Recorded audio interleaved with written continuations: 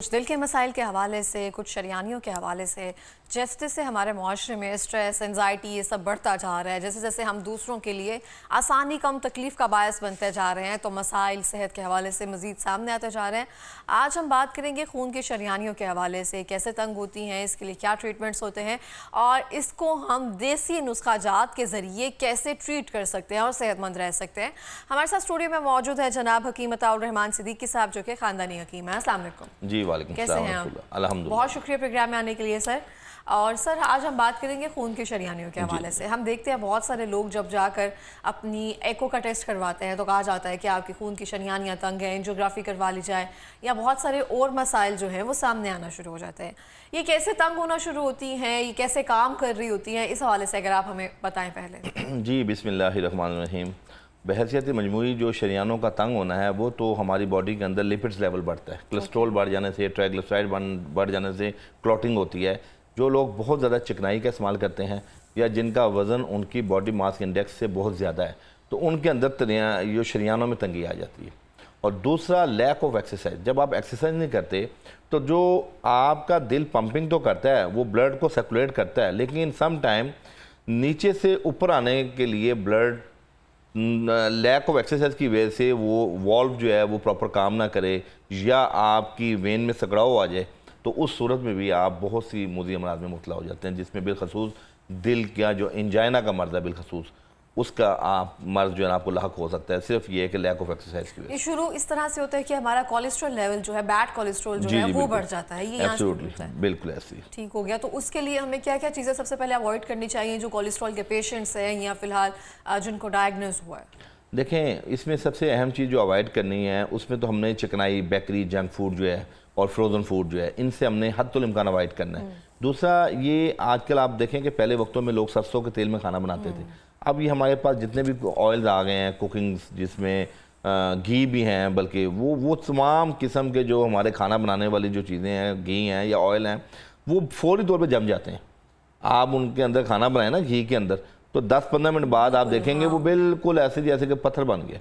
तो यही हमारा, जब वो बॉडी के अंदर खाना जाता है तो वो नालियों को ब्लॉक कर देता है। तो खाने के अंदर हम बार बार लोगों को कहते हैं कि जो देसी घी है उसको भी आप अपनी लाइफ के अंदर इस्तेमाल करें।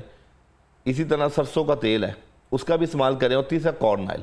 एक तो ये 3 मेन जो ऑयल है ना, ये बहुत मेन एलिमेंट है, बल्कि ये इंसान को समझ लें कि इसकी बहुत बड़ी वजह है। और दूसरे नंबर पे खाने के फिलफोर बहुत ठंडा पानी पीने से भी शरियानों में तंगी आती। जैसे बहुत ज़्यादा ठंडा पानी से जो हमारे माइग्रेन के इशू बनते हैं, हमारी नालियाँ सिकुड़ जाती हैं सर्दी खुश्की की वजह से। तो एक तो ये जो लोग खाने के फिलफोर ठंडी कोल्ड ड्रिंक्स पीते हैं, बोतल पीते हैं, वो भी जो नालियों शरियाना तंग करने का बायस है। और इसमें यह कि अक्सर आप चाइना में देखें खाने के बाद कावे पिए जाते हैं। सऊदी अरब ममालिक में देखें खाने के बाद कावे पिए जाते हैं। हालांकि वो चिकनाई हमसे ज़्यादा खाते हैं, लेकिन उनके अंदर इतना हार्ट फेलियर नहीं है जितना हमारे मुल्क में, क्योंकि हम लोग हिफ्ज़ान सेहत के असूलों के बरखिलाफ़ अपनी ज़िंदगी को गुजार रहे हैं। और एक बॉडी का मैकेनिज़्म है और एक मजाज है, उस मजाज के बरखिलाफ़ जब आप चलेंगे तो यकीनन ऐसी मुज़ी अमराज में आप मुब्तला होंगे। सही हो गया। अच्छा, हम बात करते हैं वेरिकोस वेन्स के हवाले से, जिनमें विटामिन B12 की कमी होती है। जैसे पिछले दिनों ये इशू मेरे साथ भी चल रहा है विटामिन B12 का, कि आप खड़े नहीं हो सकते हैं सही तरह से, एक साइड पे सेम एक पोस्चर में बैठे हो तो आपकी वेन ना जिगजैग नजर आ रही होती है, ब्लू वेन्स जो है वो प्रोमिनेंट होना शुरू हो जाती हैं। ये कैसे हम ठीक कर सकते हैं? क्योंकि विटामिन B12 जितना हो सके मैं उसको इंटेक कर रही हूँ और जो भी मल्टी वाइटामिन है वो भी लिए जा रहे हैं, लेकिन वो कमजोरी नहीं खत्म हो रही है। देखिए, वेरिकोज वेन बेसिकली आजकल बहुत तेज़ी से मर्ज फैलता जा रहा है। और पहले शादो नादर हमारे पास केस आते थे, अब तकरीबन हर दूसरा तीसरी खातून बिलखसूस मर्दों की निस्बत ख़वातीन में ये मर्ज ज़्यादा पाया जाता है। ये बेसिकली इसको हम वेरिकोज को हम स्पाइडर वेन भी कहते हैं। ये स्पाइडर की तरह वो गुच्छे से बन जाते हैं, नीले पीले खून की नालियाँ एक्सपोज होती हैं स्किन के ऊपर। तो ये बेसिकली समझ लें कि अल्लाह पाक ने एक निज़ाम बनाया है कि जैसे मैंने भी आपसे कहा ना कि ब्लड पंपिंग करता है हार्ट, तो वो सारे वजूद में खून को फेंक तो देता है, पर उस खून की सर्कुलेशन के लिए हमें बॉडी को वार्म अप करना बहुत ज़रूरी है। अब ये जो पाँव के निचले हिस्से में ज़्यादा ये मामला होता है, तो उसमें ये होता है कि ब्लड नीचे तो चला जाता है तो ये ऊपर नहीं आ पाता। ऊपर ना आने की वजह से जब वो रिवर्स होता है या उसका प्रेशर बनता है, तो जो हमारी वेन्स है ना, वो या तो पंचर हो जाती हैं या वो वेन्स की जो फ्लेक्सिबिलिटी है वो इतनी ज़्यादा हो जाती है कि उसमें हार्डनेस आती है, उसकी लचक की एक लिमिट होती है ना, हर चीज़ की एक लचक की। जब उसमें प्रेशर बहुत आएगा तो वो लचक अपनी असल हद से तजावुज़ करके सख्ती की शक्ल अख्तियार कर लेगी, तो वहाँ कट्स पड़ना शुरू कर देंगे, दरारें पड़ना शुरू कर देंगी, और वेन्स वहाँ पे जैसे अच्छा यहाँ पे भी अल्लाह पाक ने हर वेन्स के अंदर ना वॉल्व बनाए हुए हैं कि ब्लड जब जाता है तो वो रोक लेते हैं वापस आने से, लेकिन जब वॉल्व हमारे ख़राब हो जाएं तो उस सूरत में भी वो ब्लड ऊपर नीचे हो रहा होता है, और वहाँ पे जहाँ पे आके ये इंजमाद हो जाएगा, रुक जाएगा, तो वहाँ पे ये वेरिकोज या ये स्पाइडर वेन बनना शुरू हो जाएंगी। ये शुरू कहाँ से होता है सिलसिला? शुरू मैं वही बता रहा हूँ कि लैक ऑफ एक्सरसाइज। हमारे यहाँ जब टांगे साकित हो जाएंगी, जहाँ खाया वहीं बैठ गए, उस सूरत में ये मर्ज पैदा होगा। दूसरा, जिन लोगों में लिपिड्स लेवल ज़्यादा होगा, कोलेस्ट्रॉल ज़्यादा होगा, खून गाढ़ा होगा, उनमें ये इश्यूज़ बन सकता है। तीसरा, यूरिक एसिड ज़्यादा रहने से भी ये बीमारी पैदा होती है। चौथे नंबर पे ज़्यादा गोश्तखोर जो लोग हैं, बहुत ज़्यादा जो गोश्त खाते हैं, फैट्स बहुत ज़्यादा बॉडी में जब डिपॉजिट होती हैं तो उस सूरत में वेन्स पे दबाव आता है। जैसे आप मिसाल के तौर पे ये हाथ के ऊपर एक मैंने हाथ रख दिया, 4 लोगों ने और हाथ रख लिया, तो इस पर उतना वजन आएगा ना, तो जब इर्द गिर्द आपकी वेन के फैट्स बहुत ज़्यादा जमती है तो वो वेन तंग हो जाती है, प्रेशर बन जाता है। सही हो गया। अच्छा देखिए ना, अब जैसे मैं बैठी हुई इस पोस्चर में, अगर मैंने ये टांग है तो मेरी एक टांग सुन्न है, ये इतना स्वेयर हो जाता है कि ज़्यादा टाइम तक ना आप उसको सेम पोस्चर में नहीं रह सकते हो, आपको मूव करना बहुत ज़रूरी होता है, तो ये कैसे ठीक हो सकता है? देखिए, इसके अंदर सबसे ज़्यादा जो अहम चीज़ है वो एक्सरसाइज है। और एक्सरसाइज क्या है? एक तो आप रात के टाइम अपने ये दोनों टांगों को एक गोल तकिया ले लें और दोनों टांगे आप उसके ऊपर यूँ रख लें, और उसके बाद ये इस तरह की मूवमेंट आप जो है ना कुछ 10 से 15 मिनट की एक्सरसाइज बेड टाइम पे भी करें, और सुबह उठ के निहार मुँह अगर आप इजीली कर सकते हैं तो ये दोनों टांगों को आप दीवार के साथ ऊपर कर लें, लेकिन उसमें आपका जो घुटना है वो खम ना हो बल्कि स्ट्रेट हो। यानी यूँ आपकी लेग्स जो है ना दीवारों के साथ ऊपर हो और कमर आपकी ज़मीन पे हो, सर आपका ज़मीन पे हो। ये भी आप 15 मिनट एक्सरसाइज करेंगी तो अल्हम्दुलिल्लाह इस मर्ज को ख़त्म होने में बड़ी मुआवनत मिलेगी। मेजर जो प्रॉब्लम है वो एक्सरसाइज है। एब्सोल्युटली। बट आपका देखिए कीमती नुकता ये है कि ब्लड सर्कुलेशन वहाँ रुक रहा है, उसको किस तरीके से आप जो है ना रिवर्स करेंगे कि ऊपर वाले हिस्से में वो सर्कुलेट दोबारा हो जाए। आपके जो अंदर अल्लाह ने वॉल्व बनाए वो काम नहीं कर रहे, तो आप जब यूं बाजू अपना टांगों को ऊपर करते हैं तो बड़ी तेज़ी से प्रेशर के साथ जो रुकावटें वो भी दूर होती हैं और आपका ब्लड जो है ना वो ऊपर वाले हिस्से में आता है। ये मेन एक्सरसाइज है पूरी दुनिया के अंदर। इस एक्सरसाइज के जरिए इस बीमारी को मात दिया जा रहा है, इसको ख़त्म किया जा रहा है। दूसरी चीज़ ये है कि जैतून के तेल में विटामिन ई के कैप्सूल मिक्स करके हल्के हाथ से नीचे से ऊपर मसाज करें। यानी वो भी आप मसाज ऐसे करें कि आप 2 तकिए रख लें या एक गोल तकिया रख के दोनों टांगे यूँ कर लें, और किसी बच्चे बच्ची या किसी मेट से कह के या जो भी है आप नीचे से ऊपर हल्के हाथ से मसाज करें। इससे भी बहुत से लोगों को फ़ायदा हुआ है।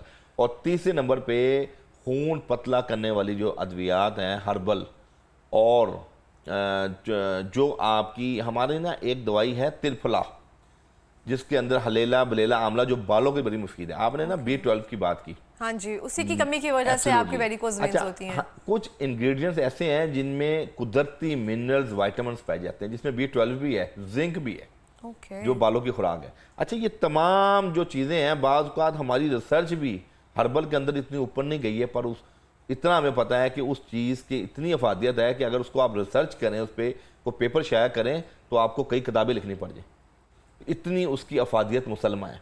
तो ये जो हलेला बलेला आंवला है ना, ये कुदरत की ऐसी ज़बरदस्त चीज़ है कि जो आपके जिगर की सलाह करती है। जिगर की ख़राबी से जो खून का बैलेंस है वो ठीक होता है। दूसरे नंबर पे जो डिटॉक्सिफिकेशन का अमल है, यानी टॉक्सिन आपकी बॉडी में जहाँ डिपॉजिट होता है, क्लॉट जहाँ बनता है उसको मेल्ट कर देती है। तो ये छोटी मोटी टेक्निकल चीज़ें हैं। इसको हमने ड्राई फॉर्म में लेना है या फिर ये रॉ फॉर्म में, फ्रूट की फॉर्म में? ये आप ड्राई फॉर्म में पाउडर बना लें त्रिफला का। बालों के लिए भी है, साले खून भी बनाता है, वेरिकोस को भी ठीक करता है। अच्छा, वैसे ज़्यादा जो जिनको हल्का फुल्का मसला हो वो तो बेड टाइम पे 1 टीस्पून ले लें। जिनको ज़्यादा इशू है वो 2 टाइम्स ले लें, दिन में ½ टीस्पून, बेड टाइम पे 1 टीस्पून, क्योंकि थोड़ा सा पेट को ही लूज़ करता है। तो अगर आप रात को लेंगे तो सारी रात में जो आपकी डाइट है वो सुबह में एक स्टूल आपको खुल के आएगा। अगर आप दिन में लेंगे तो फिर आपको 2-3 बार आपको इरिटेशन होगी, स्टूल प्रॉपर खुल के नहीं आएगा, तो वो आप अपनी रोज़मर्रा लाइफ में डिस्टर्बन हो सकती है। तो इसका मामला ये कि दिन में आधा चम्मच लिया जाए इस पाउडर को, बेड टाइम पे 1 चम्मच लिया जाए, उससे आप पूरा दिन ठीक रहेंगे, उससे आपको कम से कम अपने ऑफिस लाइफ में या अपने मामलात में डिस्टर्बन नहीं होगी। अच्छा, एक और चीज़ बड़ी अहम है इसमें है हिजामा। इसके अंदर हिजामा का रोल बहुत है। हिजामा के ज़रिए भी आप जो बॉडी का टॉक्सिन का जो मामला है डिटॉक्सीफाई किया जाता है। तो इसके कुछ पॉइंट्स हैं जहाँ से ये ब्लड सर्कुलेशन को सर्कुलेट करने में हजामा बड़ा मामिन है। तो जो भी लोग इस मर्ज में मुब्तला हैं वो महीने में एक बार चांद की तारीख के ऐन मुताबिक सुन्नत के मुताबिक अपना हजामा करवाएं। 3 से 4 सेशन हजामा के लें 3-4 माह में, और 3-4 माह ये एक्सरसाइज कर लें। बल्कि एक्सरसाइज का तो मैं ये कहूँगा जिन लोगों को सोजिश है ना, स्वेलिंग, वो तो 2 से 3 दिन में ये जो लेग्स उठाने वाली एक्सरसाइज है ना, जिसके अंदर दीवार के ऊपर आप 10-15 मिनट स्टे देते हैं, आपकी सोजिश तो पहली 1-2 एक्सरसाइज में ख़त्म हो जाती है। और जब आप जैतून का तेल और विटामिन ई के कैप्सूल मिक्स करके जब आप हल्के से मसाज करेंगे 3-4 दिन बाद आप नोट करेंगे जो बहुत ज़्यादा वेन्स एक्सपोज हो रही हैं वो आप नज़र आना कम हो जाएंगी। अच्छा, हम देखते हैं बहुत सारी चीज़ों में, जैसे आपने कहा कि जो मसाज है वो विटामिन ई के साथ जैतून का तेल मिक्स करके किया जाए, तो आपने मुझे बताया था कि बादाम रोगन जो है उसका भी अगर इस्तेमाल कर लिया जाए तो उससे भी ज़रा प्रॉब्लम ये ज़्यादा सही हो जाती है। असल में इसका मैकेनिज्म और है। ओके। बादाम रोगन जो है ना उसमें लुब्रिकेशन ज़्यादा है, वो स्टिमुलेशन नहीं इतनी करता। ओके। रोगन जैतून स्टिमुलेंट ऑयल है। स्टिमुलेंट ऑयल ये होता है जो तहरीक पैदा करता है, जो अपनी गरमाइश की वजह से ब्लड सर्कुलेशन को पतला भी करता है और तेज भी करता है। रोगन बादाम हो गया, रोगन अरिंड हो गया, जिन तेलों के अंदर लुब्रिकेशन ज़्यादा होते हैं वो तासीरन गर्म नहीं होते बल्कि मोतदिल होते हैं। ओके। इसी तरह नारियल का तेल है, ये वो तेल हैं जो मजाजन मोतदिल होते हैं, जिनको आप खा भी सकते हैं, पी भी सकते हैं। तो ज़ोगन जैतून के अंदर अल्लाह पाक ने ऐसा खासा रखा है, और वैसे भी हदीस का मफहूम है कि जैतून को लगाओ भी और खाओ भी, ये हदीस का मफहूम है। तो आप इसको पी भी सकते हैं और इसको लगा भी सकते हैं बहैसियत मालिश आप अपने जिस्म में।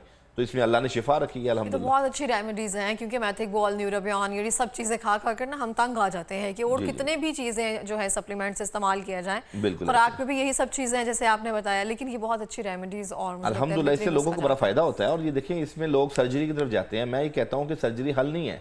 सर्जरी की वजह से जो आपके एक आध गुच्छा जो बना है वो ख़त्म हो जाएगा, लेकिन मर्ज का जो सबब है वो तो वहीं बरकरार है।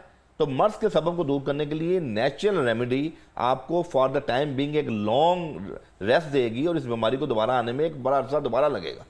और लेकिन इसमें आपको एक्सरसाइज ये अपनी ओढ़ना बचोना बना ले। ये जो एक्सरसाइज है ना, ये पूरी दुनिया के अंदर जितने डॉक्टर्स हैं वो ये एक्सरसाइज करवा रहे हैं। देखें इनका कोई स्पेसिफिक डॉक्टर नहीं होता, जीपी भी इसकी दवाइयाँ दे रहे हैं, हकीम भी इसकी दवाइयाँ दे रहे हैं, सर्जन भी इसकी दवाइयाँ दे रहे हैं, लेकिन सर्जन दवाई तो नहीं दे सकता, वो तो सर्जरी करेगा।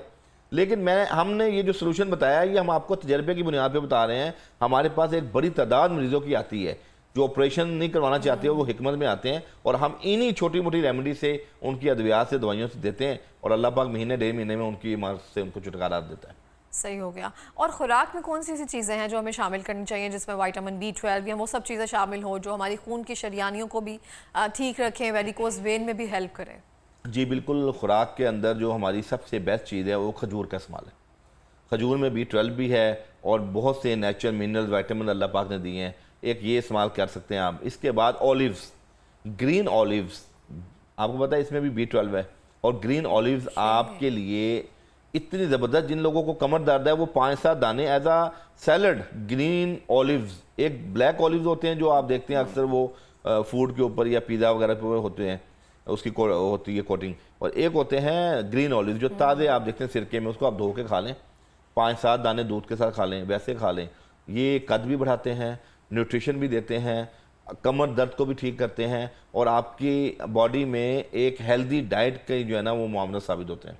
इसी तरह जो आपका ये जो है कुछ सब्जियां ऐसी हैं जिसके अंदर अल्लाह पाक ने बड़ी ताज़, जैसे ये आपका बैंगन है, बैंगन जो है ना इस मर्ज में फ़ायदा देता है। वैसे अमूमन तमाम हकीम मना करते हैं, लेकिन बैंगन इस मर्ज में बहुत फ़ायदा देता है। इसी तरह आपका जो है अरवी, जो है अरवी जिसको आजकल सीज़न भी है, आलू की तरह होती है, बच्चे नहीं खाते, लेकिन बहुत मज़े की लगती है। ये आपकी बॉडी के अंदर जो पेंचर वेन्स है ना उनको रिपेयर करती हैं। आपकी बॉडी के अंदर जो खुश्की है उसको ज़ायल करती हैं। नेचुरल लुब्रिकेंट होता है ना, उसमें लेस होती है। एब्सोल्युटली। और फिर ये आपकी जो लिगामेंट्स के इश्यूज हैं, या आपकी जो जैसे कहते हैं ना कि आपके अंदर जो इसकी कमी आ गई, रगड़ आ रही है, तो उसको भी ये ठीक करती है अरबी। अल्लाह पाक ने हर चीज़ के अंदर कोई ना कोई हिफाजत रखी है, लेकिन उस अरबी को बनाने में यह कि कोई भी बादी चीज़ अगर आप बना रहे हैं उसके अंदर आप मसाला ज़्यादा डालें ताकि उसका बादीपन ख़त्म हो जाए। उसके अंदर आप दालचीनी है, लौंग है, अजवाइन है, सौंफ है, या ज़ीरा सफ़ेद है, इसका कसरत से इस्तेमाल करें, चाहे वो अरवी है, चाहे गोभी है, चाहे बैंगन है, ताकि उसका बादीपन ख़त्म हो जाए। और दूसरा जो वेरिकोस के अंदर सबसे अहम चीज़ है वो पानी का इंटेक है। जितना पानी पिएंगे उतना खून पतला रहेगा। जितना आप पानी पिएंगे आपकी बॉडी में क्लॉटिंग का चांस, प्रोथ्रोम्बोलिन टाइम आपका बेहतर होगा, यानी क्लॉट नहीं बनेगा। इसी तरह हमारे यहाँ गर्मी में डिहाइड्रेशन में भी बड़े मसाइल बनते हैं।